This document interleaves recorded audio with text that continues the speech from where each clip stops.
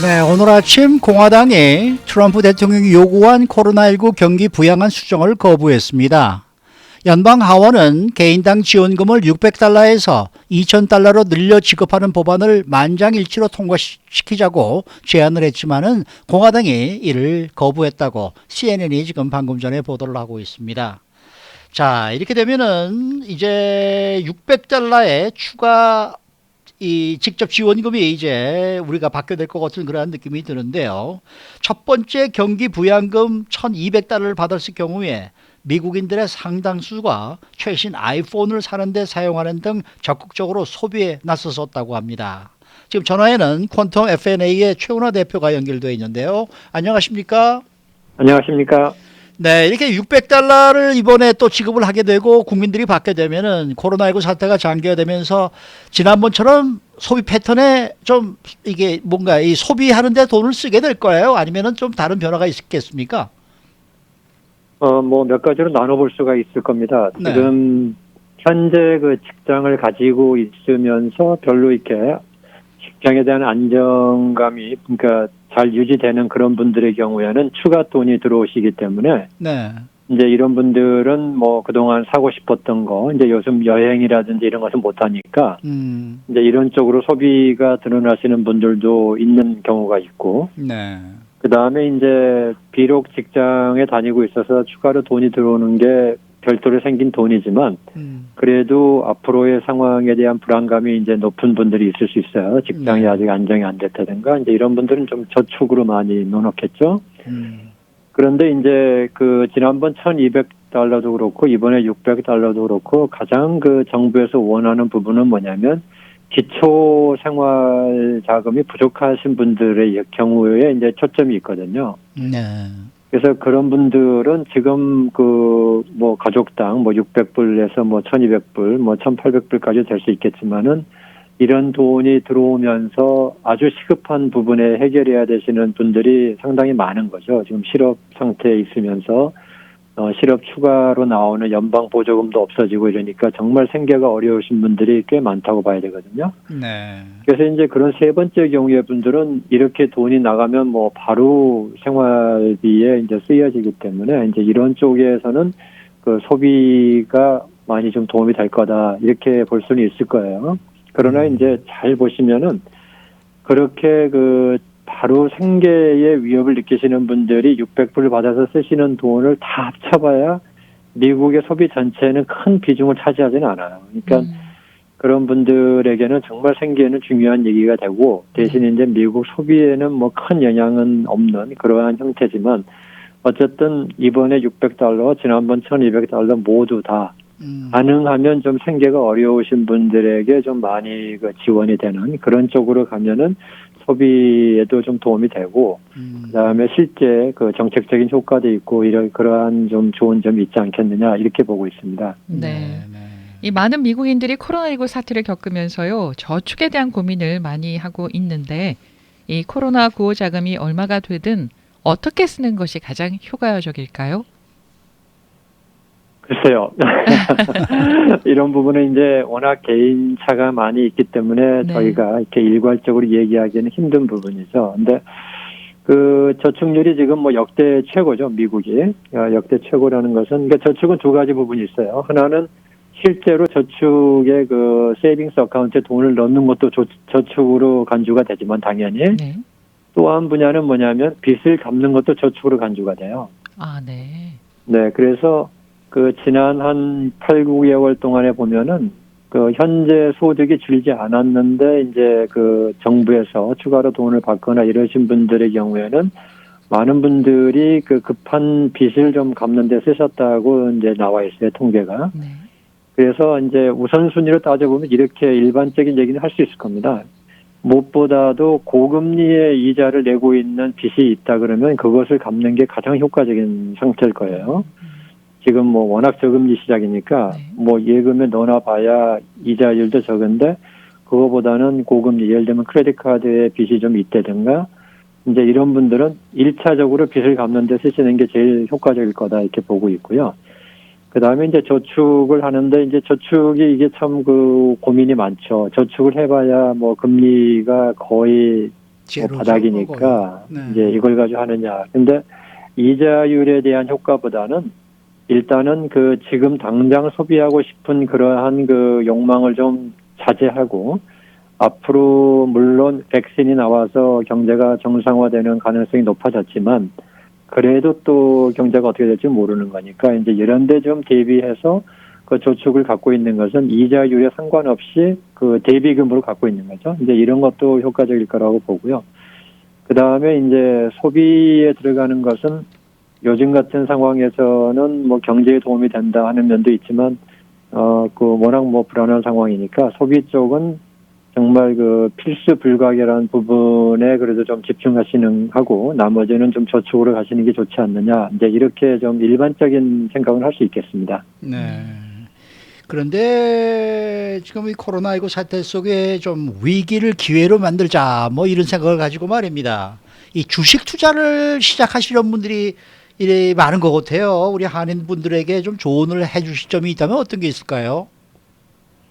근데 워낙 이자율이 낮으니까 좀 답답하죠. 그래서 이제 대안으로 생각해 보는 게 주식으로 뭐 하시는 거고, 그 다음에 지난 그 3월에 갑자기 폭락한 주식 장세가 지금 뭐 거의 다 회복을 하고 심지어는 뭐 신기록을 세우고 있을 정도니까 네. 요즘은 거의 뭐 주식 열풍이라고 할 수 있죠. 주식 열풍이라고 할 수 있는데, 주식에 대해서는 뭐 조언이라 그러면은요, 밤을 새서 해도 부족할 만큼 주식은 참 위험한 네. 시장이죠. 여기 저희가 말하는 위험이라는 것은 주식을 하면 나쁘다 이런 뜻이 절대로 아니에요. 네. 주식에 투자하시는 분들의 그 위험, 그러니까 리스크라고 하는 것은 경제학에서는 뭘 얘기하냐면 결국은 원금에 대한 손실이 발생할 수 있는 가능성이 얼마나 되느냐를 위험으로 따집니다. 그렇기 때문에 이제 미국의 국채를 산다 이러면은 현재 미국의 정부의 신용도는 뭐 거의 난공불락이라고 보기 때문에 원금을 절대로 잃어버릴 일이 없다 이렇게 생각하니까 미국의 국채라든지 그 다음에 연방예금보험공사가 보증해주고 있는 은행의 예금이라든지 이런 부분은 저희들이 위험이 없는 자산이라고 생각을 하죠.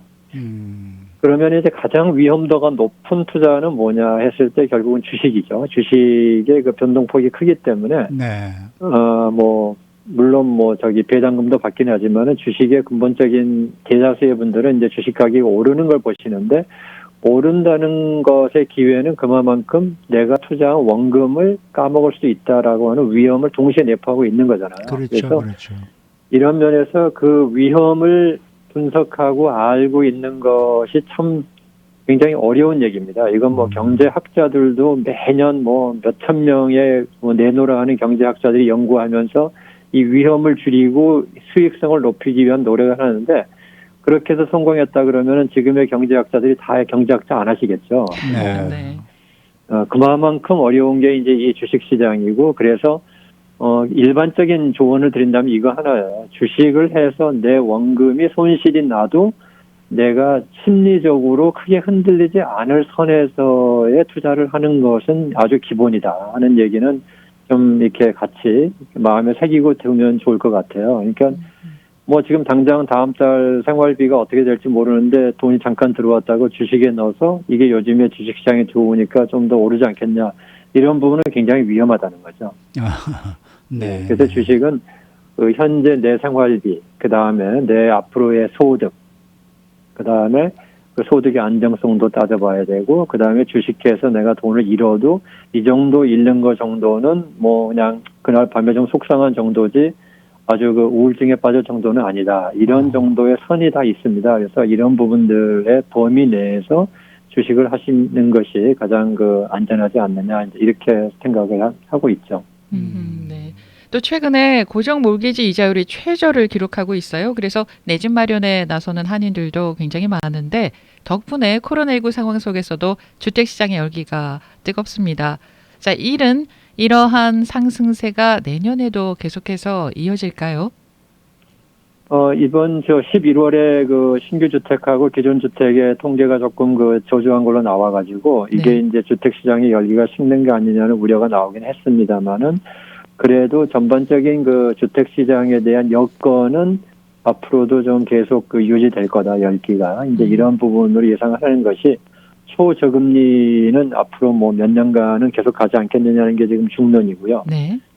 그러니까 금리가 싸면은 아무래도 같은 값에 집을 사더라도 페이먼이 줄어드니까 이제 좀 유지하기가 쉬운 게 있고, 그 다음에 지금 미국은 뭐 만성적으로 지금 주택 공급이 부족한 현상을 지금 10년 이상 겪고 있어요. 그래서 주택의 수요에 비해서는 공급이 부족하기 때문에 주택 가격이 좀 하락하기는 어렵지 않느냐, 이제 이렇게 보는 견해도 꽤 있고, 그 다음에 이번에 이 팬데믹 사태 때 이제 저희들이 절실하게 느끼는 게 집에서의 생활 공간이라는 게 단순히 뭐 일하고 와서 집에서 밥 먹고 잠만 자는 데가 아니다.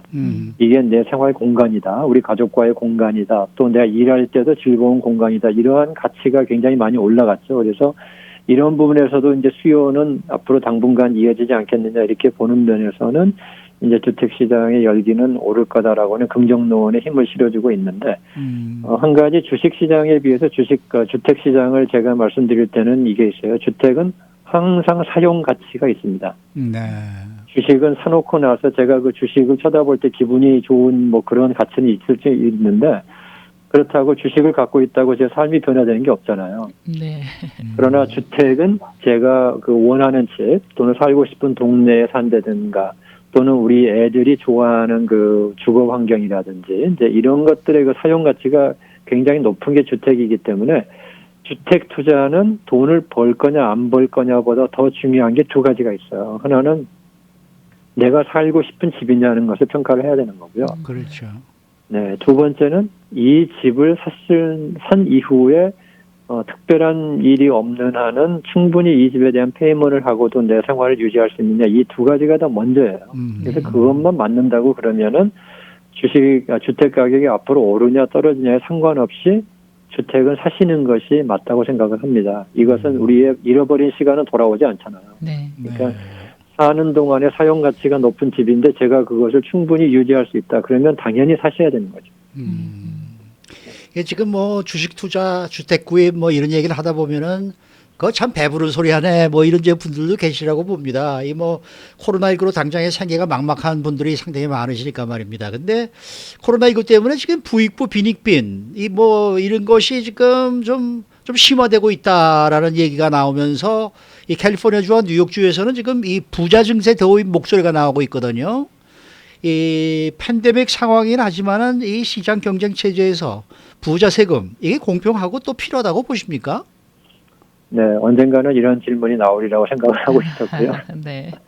그리고 이것은 이제 경제학에서는 아마 뭐 가장 첨예한 그런 논쟁이 되는 그런 부분이죠.